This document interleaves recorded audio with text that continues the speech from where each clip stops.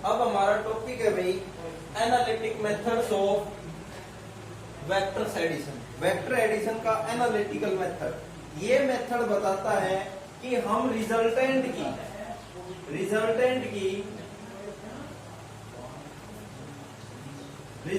की मैग्नीट्यूड और direction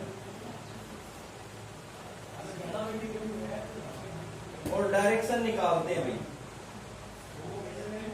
resultant की मैग्नीट्यूड और डायरेक्शन निकालते हैं। इसके अंदर दो है, एक तो ट्राइंगल्स लॉ है और दूसरा क्या होता है इसके अंदर parallelogram law of vector addition. ठीक है, रिजल्टेंट की मैग्नीट्यूड और डायरेक्शन दोनों निकालनी है, तो इसके लिए हम एनालिटिक मेथड का यूज करते हैं। सब फर्स्ट है हमारा triangles law of vector addition. Triangles law, इसको सिंपली ट्राइंगल्स लॉ भी कह देते हैं। ठीक है, या इसको triangles law of vector addition भी बोल देते हैं।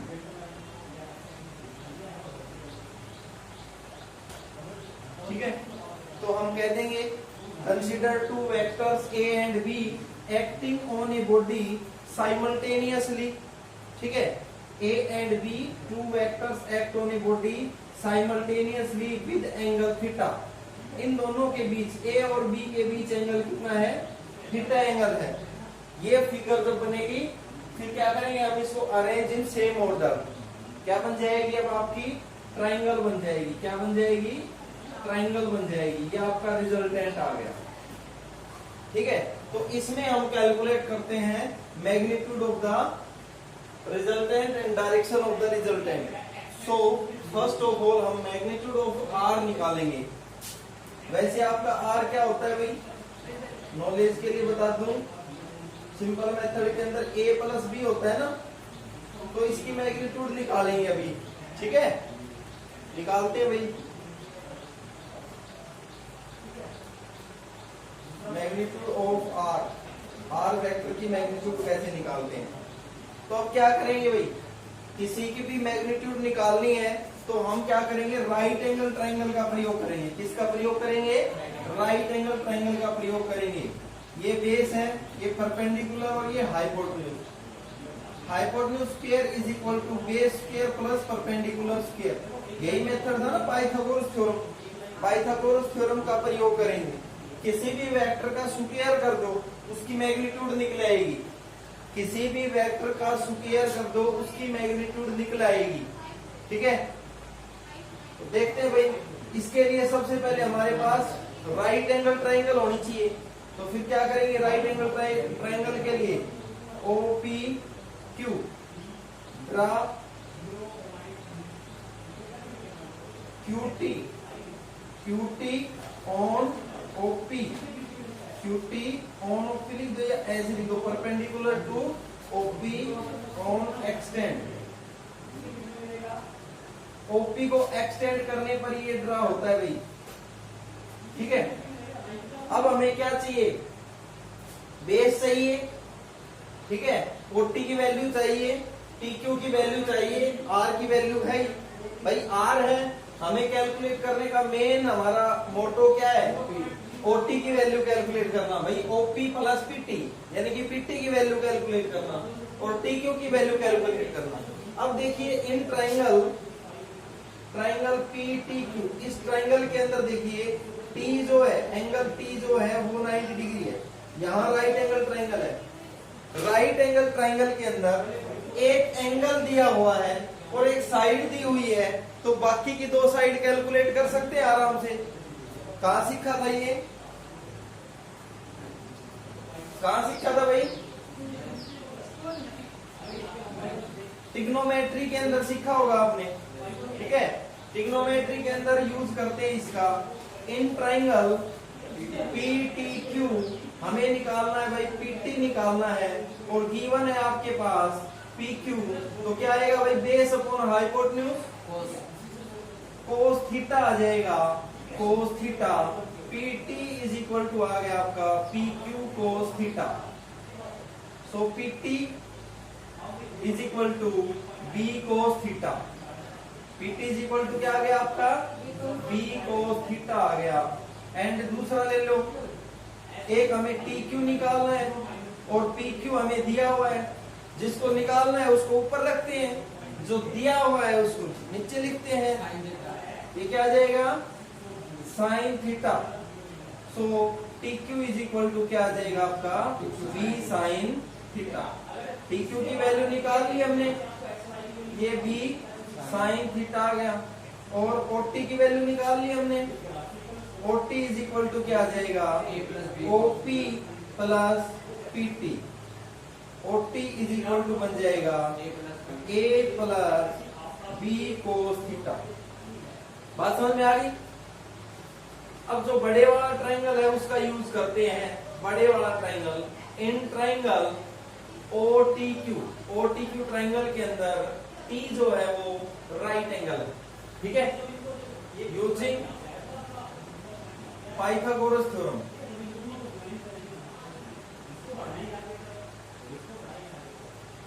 पाइथागोरस थ्योरम का प्रयोग करते हैं। क्या आ जाएगा भाई OQ square is equal to OT square plus TQ square, यही आएगा।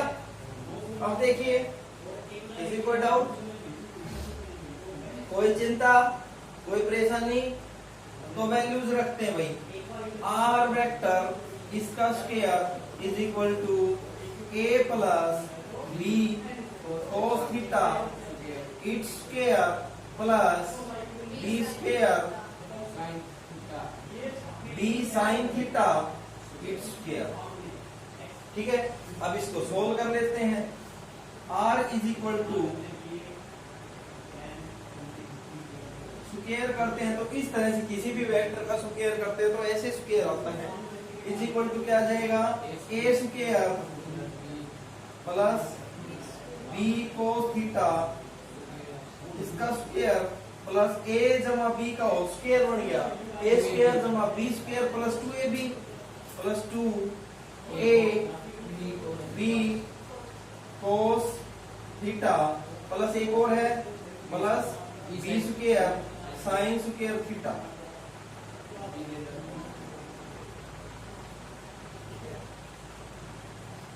ठीक है। अब इसमें और इसमें देखेंगे, इसको पहले ठीक करके लिख देता हूं मैं। R square is equal to A square plus B square cos square theta, इसको मैं इसके पास लिख दूं plus B square sine square theta plus 2AB cos theta. अब इन दोनों में से आपने देखा होगा कि B स्क्वायर कॉमन आ रहा है, तो कॉमन ले लीजिए। R square is equal to आ जाएगा A square plus B square cos square theta plus sine square theta plus 2AB cos theta, 2AB cos theta. अब ये तो आपका 1 हो गया, आइडेंटिटी पढ़ी होगी ना। R square is equal to A square plus B square plus 2AB cos theta. R is equal to क्या आ जाएगा आपके पास, इसको कोई इक्वेशन दे दो, अभी तक कोई इक्वेशन नहीं दी तो इसको 1 दे दो। R इज इक्वल टू क्या आ जाएगा under the root A square plus B square plus 2AB cos theta. It gives the resultant of the magnitude. Magnitude of the resultant, R की मैग्नीट्यूड आ गई है, ठीक है भाई। R की मैग्नीट्यूड की वैल्यू आ गई। R is equal to A under the root A square plus B square plus 2AB cos theta. समझ आ गया?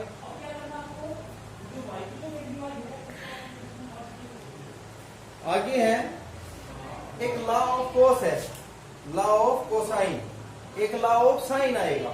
तो सबसे पहले तो इसके अंदर ही इसका ही रिजल्ट आता है। वी नो दैट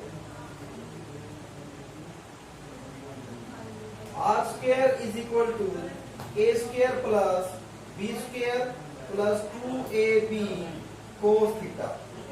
मैं इस सारी टर्म को इधर लिख सकता हूं, a square plus b square plus 2ab cos theta is equal to r square. मैं इस सारी टर्म को इधर लिख सकता हूं, इस सारी टर्म को इधर लिख सकता हूं ना। अब देखिए, इसमें से a स्क्वायर को इधर लाऊंगा तो क्या बन जाएगा, r square minus a square. बात समझ में आ गई। b स्क्वायर को मैं इधर लाऊंगा तो क्या हो जाएगी, माइनस b स्क्वायर। यहाँ क्या बच जाएगा, 2ab cos थीटा, और cos थीटा की वैल्यू क्या आ जाएगी, r square minus a square minus b square upon 2ab, ये आ जाएगा। इसको कहते हैं विच इज नोन एज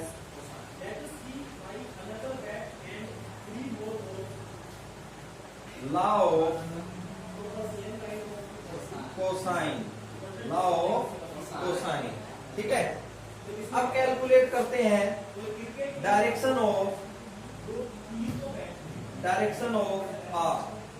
जो हमारा रिजल्टेंट था उसकी मैग्नीट्यूड हमने कैलकुलेट कर दी। अब इसकी डायरेक्शन कैलकुलेट करते हैं। डायरेक्शन आर की या तो ए वेक्टर से कैलकुलेट करें या बी वेक्टर से कैलकुलेट करें। दो वेक्टर है आपके पास, ए वेक्टर और बी वेक्टर, किसी से भी कैलकुलेट कर सकते हैं। पॉसिबिलिटी ये रखो कि आपका हॉरिजॉन्टल वेक्टर है, उससे आप डायरेक्शन कैलकुलेट करें। मान लीजिए ये एंगल, लेट लिख देंगे आर मेक्स एंगल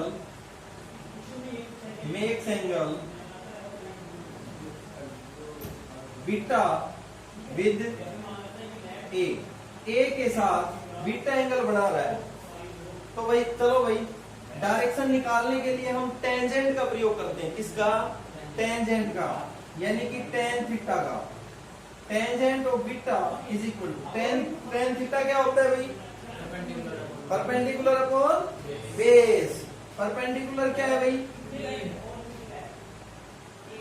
परपेंडिकुलर क्या है भाई, TQ। बेस क्या है, 40। दोनों की वैल्यू पता है आपको, tan beta is equal to आ जाएगा b sine theta upon a plus b cos theta, a plus b cos theta आ जाएगा। ये आ गई आपकी डायरेक्शन। इसको थोड़ा और एक्सपेंड कर सकते हैं हम, एंगल में लिख सकते हैं beta is equal to tan, इधर आ जाएगा tan inverse b sine theta upon a plus b cos theta. आ गई समझ में।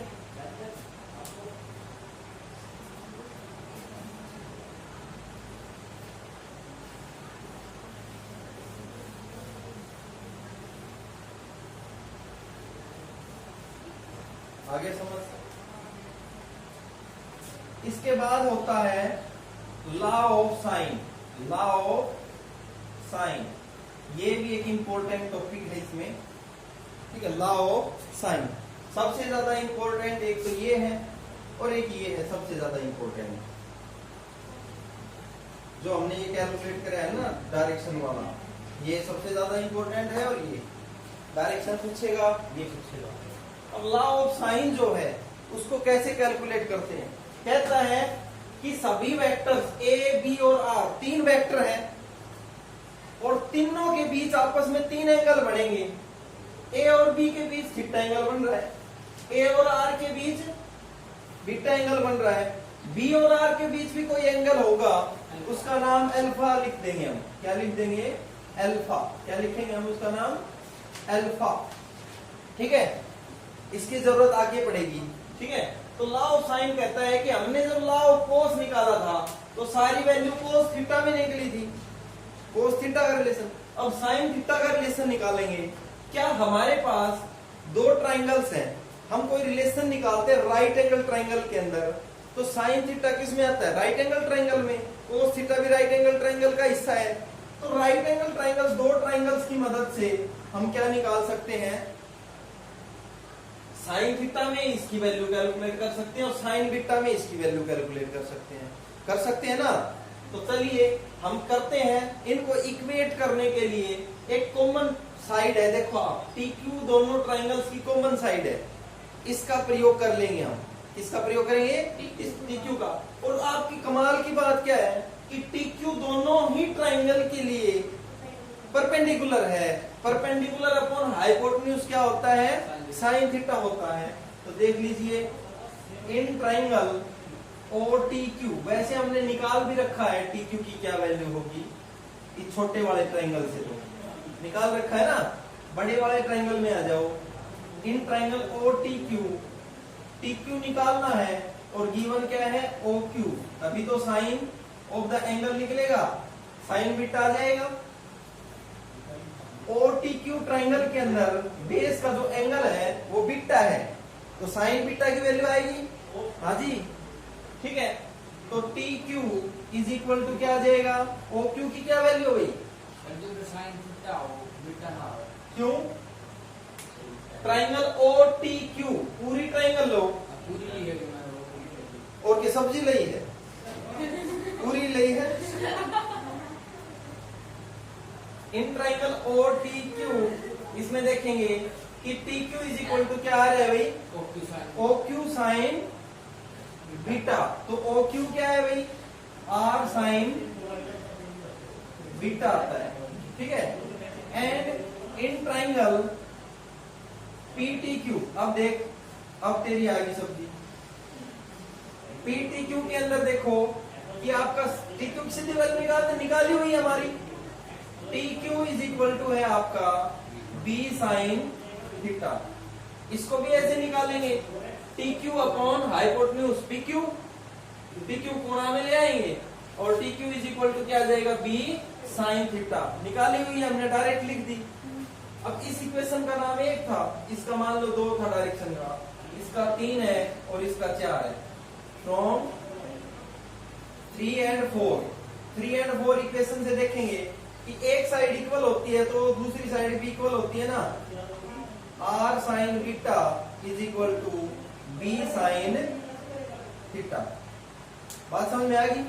Sign of the law of sine निकालने का मेन मकसद ये है कि इन सब का साइन ऑफ द एंगल के साथ रिलेशन निकालना, सभी वेक्टर्स का साइन ऑफ द एंगल्स के साथ रिलेशन निकालना। अब देखिए इसके अंदर R अपॉन साइन थीटा आ गया is equal to B upon sine beta आ गया, इसको 5 नाम दे देता हूं इक्वेशन। अब मुझे एक बात बताइए और देखिए गौर से देखिए इस इंसान को, R upon sine theta, R upon sine of the angle between remaining 2 vectors, R upon sine of the angle between remaining 2 vectors, R upon sine of the angle between A and B, ठीक है, is equal to B upon sine of the angle between remaining 2 vectors, B upon sine of the angle between remaining 2 vectors, sine beta है ना, आगे समझ में। अब Lami's theorem आएगी ना, वो सेम इसी के ऊपर बेस्ड है, ठीक है, आगे समझ में। तो इट मींस दैट सोच के देखो, अपनी सोचंदानी का प्रयोग करके देखो कि A अपॉन क्या होना चाहिए, A अपॉन क्या होना चाहिए, A upon sine of the angle between R and B होना चाहिए ना। R एंड B के बीच एंगल क्या लिया था, अल्फा, ये आना चाहिए ना, आना चाहिए ना। अभी इसको कैलकुलेट करेंगे, चिंता मत करो, अभी करते हैं।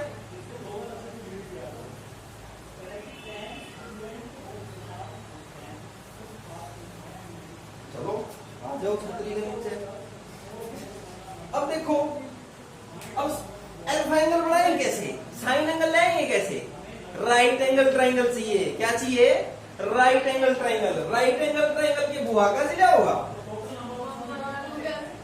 हैं मम्मा का सी, मम्मा के करा करी, परपेंडिकुलर ड्रा करा करी, draw PN perpendicular to OQ, आगे समझ में। तो एक तो रिलेशन भी आ जाएगा, देखो इस ट्राइंगल का इस ट्राइंगल का, इस एंगल का इस एंगल का रिलेशन भी आ जाएगा, ऐसी आएगी तभी तो इक्वेट कर पाएंगे। देखते हैं, पहले धूम मचाते हैं। दोनों में Pn कॉमन है, दोनों में क्या कॉमन है? Pn कॉमन है, तो ले लो भाई इन ट्राइंगल PNQ। PNQ के अंदर देखो भाई क्या है?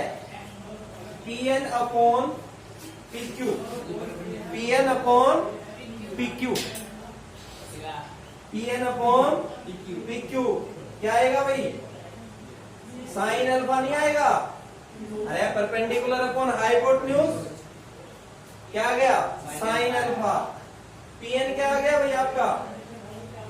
PQ कितना है? B sine alpha. ठीक है, इसको नाम दे दो 6। अब आ जाओ भाई नेक्स्ट में, इन ट्राइंगल OPN। इसमें देखो, इसमें Pn अपॉन OP, अरे परपेंडिकुलर अपॉन हाइपोटेन्यूज। ये बात मुंह के हमको खुश हुआ क्या? Pn अपॉन OP क्या आ गया भाई? ये साइन बीटा क्या आ गया? Sign beta. तो Pn इज इक्वल टू क्या आ गया? OP साइन बीटा, यानी कि बेटा Pn is equal to A sine beta. आगे समझ बेटा? इसको 7 नंबर दे दो, फ्रॉम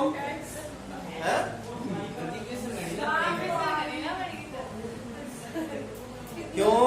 एक मिलन रोटी पर जाओ जब घड़ी ना हो है? हाँ जी, आपने जितना पहले कराया ना वो मैं दिमाग निकालो यूट्यूब पीछे जाएगा। हाँ नलकी लगाए पिच जाएगा। हाँ भाई देखो भाई, इसमें Pn और इसमें Pn दोनों इक्वल है ना, फ्रॉम 6 and 7। कई बार क्या होता है कि जो हमारे सिलेबस में नहीं है वो दिमाग हमारा भेजा खा जाती है, लेकिन उससे रिलेटेड चीज है वो हमारे सिलेबस में है। तो सिलेबस होगा ना, इससे रिलेटेड चीज हमारे सिलेबस में है। अब देखिए इधर देखो भाई, ये क्या आ जाएगा? B sine alpha is equal to A sine beta. ठीक है, समझ गए? सिलेबस में को फार्मूला है। ठीक है, B अपॉन साइन बीटा आना चाहिए कि कैसे आया? Is equal to A upon sine alpha. बात समझ में आ गई? अब A के साथ भी रिलेशन आ गया भाई, ये A upon sine alpha, B upon, ऐसा बना था आपका। ठीक है, ये इक्वेशन बन गई थी भाई। अब इन इक्वेशंस को हम क्या करते हैं? ज्वाइन करते हैं फ्रॉम इक्वेशन 5 and 6। आपने देखा होगा कि भाई ये एक साइड दोनों की बराबर है तो ये भी बराबर होगी। इट मींस दैट तीनों भी बराबर हो सकती हैं। फ्रॉम इक्वेशन 5 and 6, 5 and 6 से क्या आ जाएगा? A upon sine alpha is equal to B upon sine beta is equal to R upon sine theta. ठीक है, A upon sine alpha is equal to B upon sine beta is equal to R upon sine theta. ये बन गई आपकी equation, which is the law of sine, which is known as law of sine, law of sine. इसको हम क्या कहते हैं? Law of sign कहते हैं। ठीक है, अरे समझ में आ गया भाई? ये था आपका लॉ ऑफ साइन। ये वीडियो इतना स्किप हो गया था आपका। ठीक है, अब ठीक हो गया ना?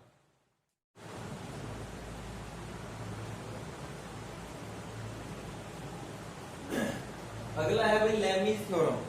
लेमीज थ्योरम कहती है when 3 force acting on a particle या body simultaneously in equilibrium condition, when 3 forces acting on a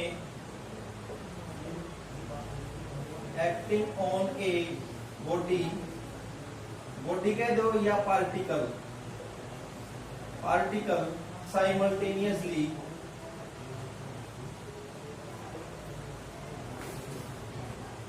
in equilibrium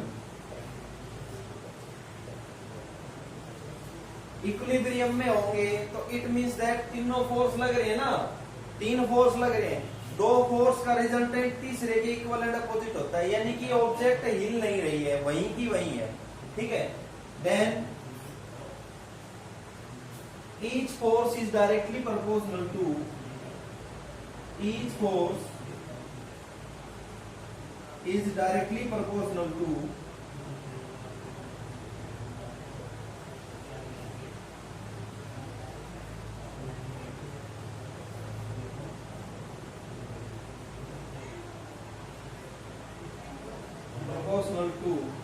the sine of the angle between remaining 2 vectors. Each force acting,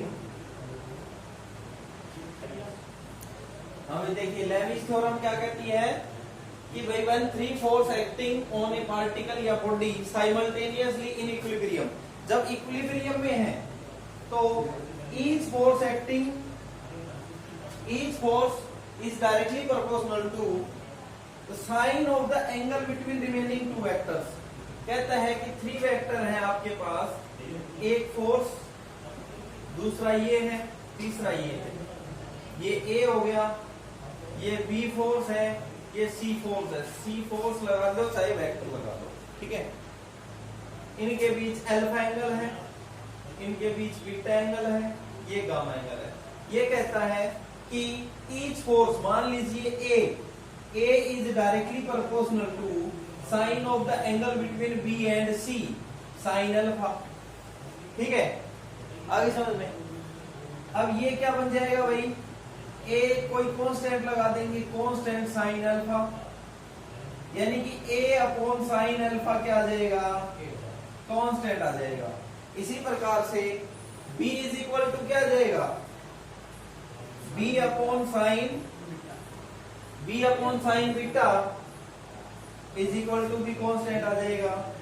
similarly C upon sine gamma is equal to C upon sine gamma, sine of the angle between remaining 2 vectors is equal to constant. इन तीनों को जब हम मिला दें तो हमारा law of sign बन जाता है। वो क्या कहता है कि A upon sine alpha is equal to B upon sine beta which is equal to C upon sine gamma, ठीक है। ये कहता है कि इस तरह से हम इनको, ठीक है भाई, ये लॉ ऑफ साइन आ गया आपका, आ गया। अब देखिए ये कहता है कि इसने इक्विलिब्रियम क्या जिक्र किया है, कहता है कि 3 force A B C equilibrium में होंगे, तो कंडीशन क्या होगी, इक्विलिब्रियम की कंडीशन क्या होगी। सबसे पहली कंडीशन तो ये होगी कि भाई ये चल नहीं रहे हैं, एक दूसरे में कोई डिस्प्लेसमेंट नहीं दिखा रहे हैं, ये एज इट इज यहां रखे हुए इस पॉइंट के ऊपर, यानी कि नो लीनियर मोशन। जब ऑब्जेक्ट के अंदर कोई लीनियर मोशन नहीं है तो इक्विलिब्रियम कंडीशन कहलाएगी। Object is said to be equilibrium. अब फैन है, रोटेट करने लग गया तो इक्विलिब्रियम कंडीशन नहीं है ना, तो कह देंगे कि no rotational motion.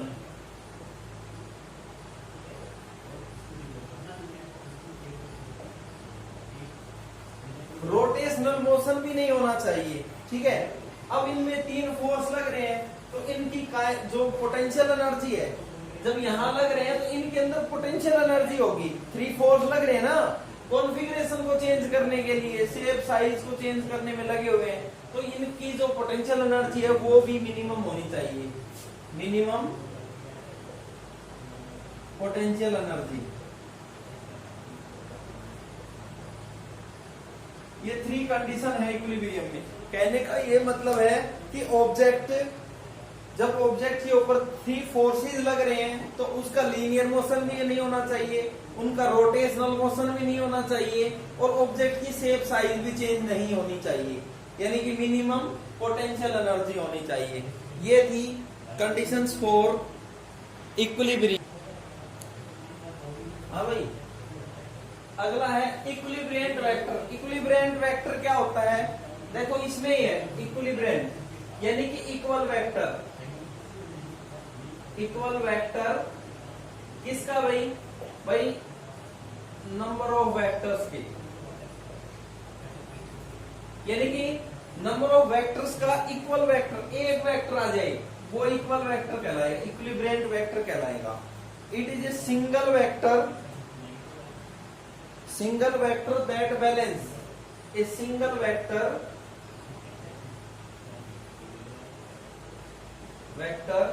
That balance,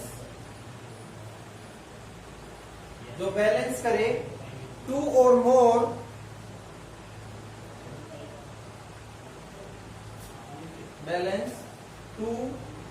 more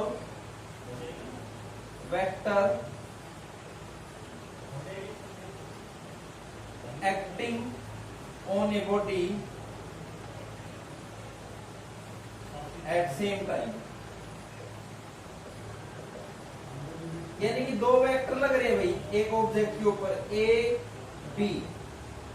B को बैलेंस कर दे तीसरा वेक्टर सी, यानी कि ए और बी वेक्टर को बैलेंस कर दे सी वेक्टर, यानी इन दोनों का रिजल्टेंट ये आ जाए, मान लो C dash B the resultant of A and B. ठीक है, तो ये इसका इक्वल एंड अपोजिट हो गया ना, समझ में आ गई बात? इक्विलिब्रियंट वेक्टर कब कहेंगे? C is equilibrant vector which balance A and B. A and B को बैलेंस करने वाला वेक्टर क्या कहलाता है? Equilibrant vector. ठीक है, तो इक्विलिब्रियंट वेक्टर क्या होगा? It is equal and opposite to resultant of various vector at same time. बात समझ में आ गई ना कि भाई 2-3 वेक्टर कितने भी लग रहे हो, इनका रिजल्टेंट का इक्वल एंड अपोजिट वेक्टर क्या कहलाता है? इक्विलिब्रियंट वेक्टर कहलाता है। मान लो 4 आदमी एक बस को इधर खींच रहे हैं, तो हमने क्या कर दिया, एक भैंसा लगा दिया और हुक से बांध दिया, तू इधर खींच भाई, तो ये क्या हो गए? वो 4 इधर खींच रहे हैं, एक इधर खींच रहा है, बट बस हिल नहीं रही है। इट मींस दैट इक्विलिब्रियंट वेक्टर है। कैसा वेक्टर है? इक्विलिब्रियंट वेक्टर है।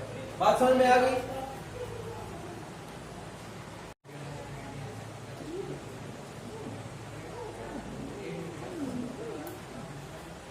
हाँ भाई,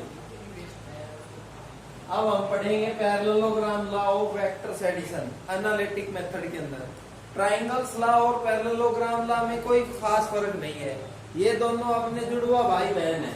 ठीक है, कोई फर्क नहीं है, बस थोड़ा सा डिफरेंस है, वो फिगर का डिफरेंस है। उसमें भी जो जहां पर आपका नाम दे रखा है ना, वो वही मिलेगा आपको। ठीक है, देखते हैं पैरेललोग्राम की ट्राइंगल से डेफिनेशन थोड़ी अलग होती है, बस यही फर्क है।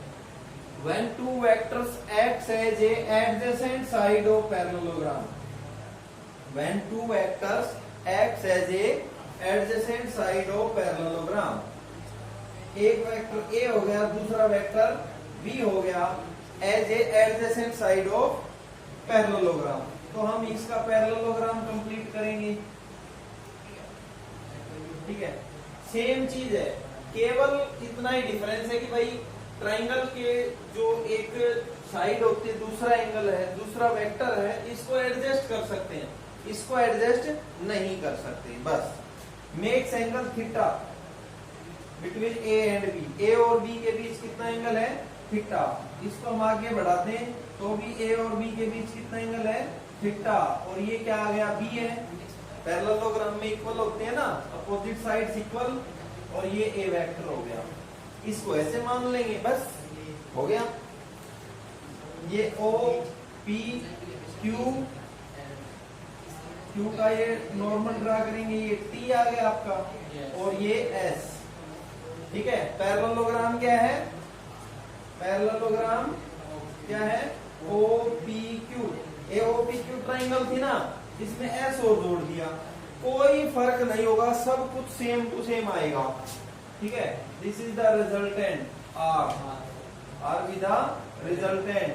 Resultant makes angle beta with A and resultant makes angle alpha with B। ठीक है, तो इसका मैग्नीट्यूड ऑफ R क्या होगा? मैग्नीट्यूड ऑफ R वेक्टर की मैग्नीट्यूड, सब कुछ सेम है, कोई भी चीज नहीं बदलेगी। जो बदलना था वो मैंने यहां लिख दिया, इसके बाद कुछ भी नहीं बदलेगा। ट्राइंगल लिया जाएगा इन ट्राइंगल OTQ के अंदर। हम सबसे पहले कैलकुलेट करेंगे, ये आ जाएगा आपका PT is equal to B cos theta और TQ is equal to B sin theta. वही ट्राइंगल लेंगे, ट्राइंगल के बाद पाइथागोरस थ्योरम लगाएंगे, आपका रिजल्ट सेम आएगा। R is equal to under the root A square plus B square plus 2AB cos of the angle between them. ठीक है, किसी भाई को समझ में नहीं आया हो पहले कल वाला, तो इसको एक्सप्लेन करके दिखाते हैं।